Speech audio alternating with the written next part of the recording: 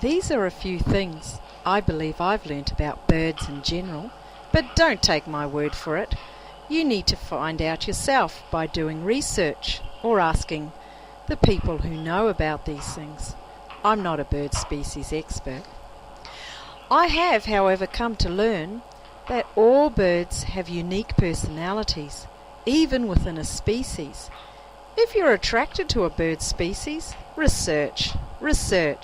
Get as much information as you can before you get a bird or two.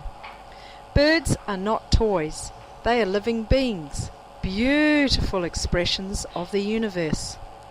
It can be a good idea to check with your pet store or vet about your bird's needs. They love as much space as they can get in a cage, that's what I've found, and many like to have time outside a cage. But learn all about what is a safe environment for your bird.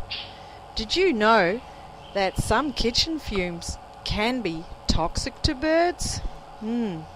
Birds thrive on attention, especially if it's a lone bird, and mixing up the species is not always a guaranteed happy party mix. Thanks for listening.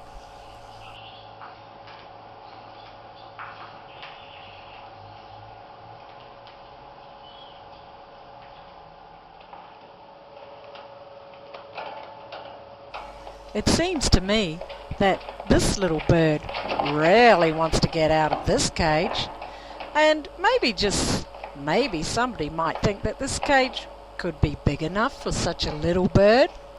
But don't worry, folks, this little bird is going to get transferred into a fun, interesting, very large cage, and this little bird actually becomes very happy, very settled, and has its own little friend as well.